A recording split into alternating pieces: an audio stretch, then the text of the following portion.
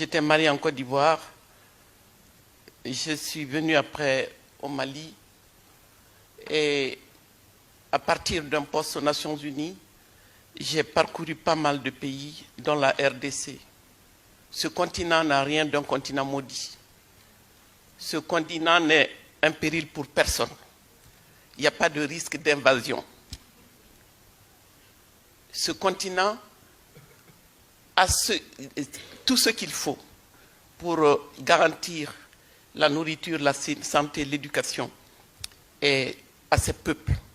Je me souviens, moi, de mon premier voyage en Côte d'Ivoire, les fruits, tout était, les forêts.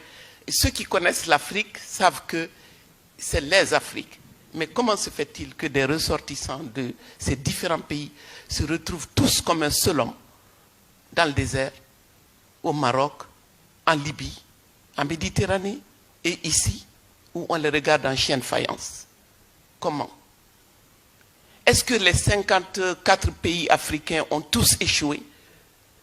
Est-ce que c'est tous des pays faillis? Est-ce qu'on est des maudits? Ou alors la race noire, on est inférieur, on ne sait pas se développer. C'est ce qu'on nous a dit dans le discours de Dakar. Moi, je me dis,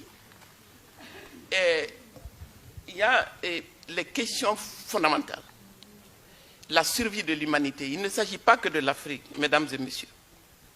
Il s'agit de la survie, de notre survie aujourd'hui. Parce qu'après avoir écumé le continent et la planète, quand on nous dit que l'Afrique c'est la dernière frontière, cela veut dire qu'ils sont prêts à aller beaucoup plus loin et plus vite en Afrique dans l'œuvre de destruction et qui a créé les situations qui prévalent aujourd'hui, qu'il s'agisse du climat, du lien social, du chômage, de la pauvreté, la précarité, les retraites. Ils sont déterminés à planétariser davantage ces solutions qui ne marchent pas. Alors pourquoi je dis que quand je me rends compte que mes initiatives citoyennes modestes, ce que vous dites, que nous avons essayé, mais nous sommes inaudibles. On est inaudibles parce que tout ce qui ne permet pas aux entreprises transnationales est de réaliser des retours juteux sur investissement. Et écoutez-moi bien, la guerre fait partie de ces investissements. La guerre, c'est du business. La guerre nécessite... Il y a des retours sur investissement dans la guerre. C'est pour ça que quand on vous parle de paix, je suis désolé, j'ai regardé de nos chaumières, on regarde ce qui se passe ici, et quand j'ai vu la commémoration qui aurait dû, et vraiment, ça a été une telle boucherie, qu'on se dit que la conclusion devait être le devoir, vraiment, sans ruser, sans tricher, et de faire taire les armes. Mais quand on voit qu'à l'issue d'un tel processus et d'un forum de Paris sur la paix, on vient vous parler d'une armée européenne contre qui? Quand c'est l'Europe qui envahit, quand c'est l'Europe qui a détruit la Libye, quand c'est l'Europe qui s'est invitée au Mali, personne ne lui a demandé de venir au Mali, je vous le garantis. On continue, on vous laisse entendre que Serval, c'était à la demande du président malien. Je vous dis non. Il y a un excellent documentaire. C'est David Poujada qui l'anime, où on voit comment est la décision. La France est au Conseil de sécurité quand même. La décision d'intervenir au Mali, en fait, était prise depuis 2010. Il fallait, face aux BRICS, la Chine, la Russie et il fallait absolument reprendre pied dans le précaré français. Et le Mali a servi de tremplin pour cette phase de la militarisation de la mondialisation. Parce qu'on est entré dans la phase de la militarisation de la mondialisation. Nous n'en avons pas les moyens. Nous n'en avons pas l'envie. Je déplore qu'un pays comme le mien soit obligé de consacrer 22% de son budget à l'armée.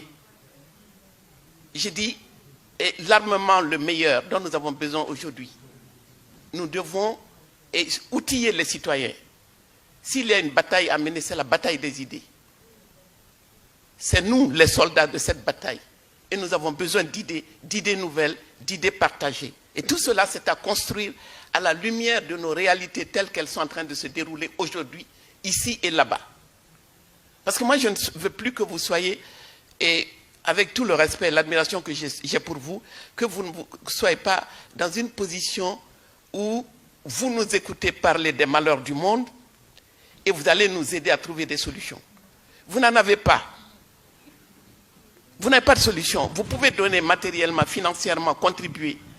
Mais les solutions les meilleures viendront des peuples eux-mêmes, des peuples avisés, organisés, mobilisés.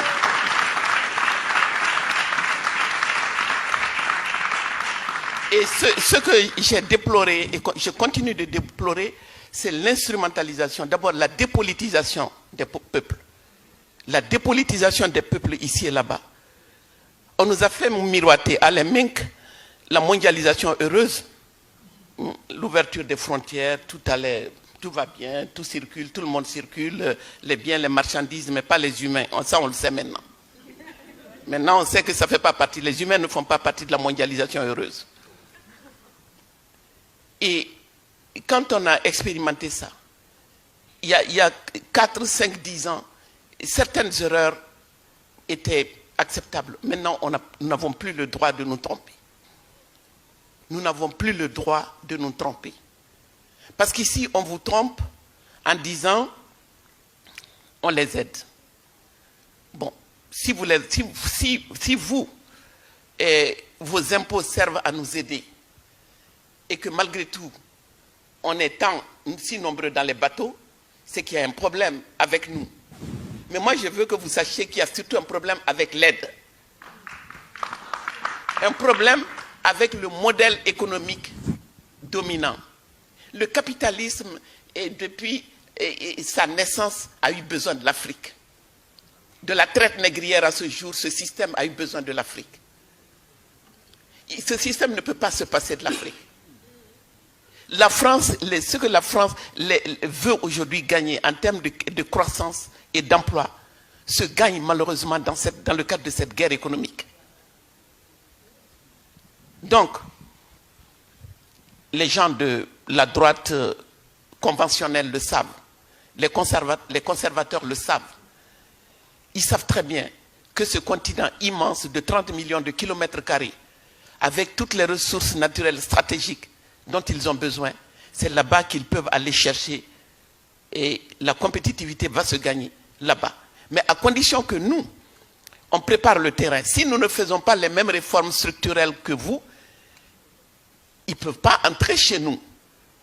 Donc il faut que les politiques d'ajustement structurel, que nos dirigeants mettent bien dans leur tête que tout ce qu'ils ont à faire, c'est de réformer. Et les mêmes réformes qu'on vous inflige aujourd'hui, dont vous ne voulez pas, on va nous les infliger à nous, mais tout passe comme une lettre à la poste, parce que personne ne comprend. La télévision, nos télévisions, c'est comme la mondialisation heureuse, c'est les télévisions du bonheur. On chante, on danse à longueur de journée. Et on s'est mis à faire des novellas, il faut voir, des histoires d'amour à l'eau de rose, et la dépigmentation, les cheveux longs, ongles longs, faux style, tout est faux. Tout est faux, mais parce que c'est comme cela, la dimension psychologique, le miroir qui nous a tendu. Nous ne sommes rien tant que nous ne sommes pas comme l'Europe, tant que nous ne faisons pas comme l'Europe, ni humainement, ni politiquement. Et humainement, les femmes sont les plus piégées.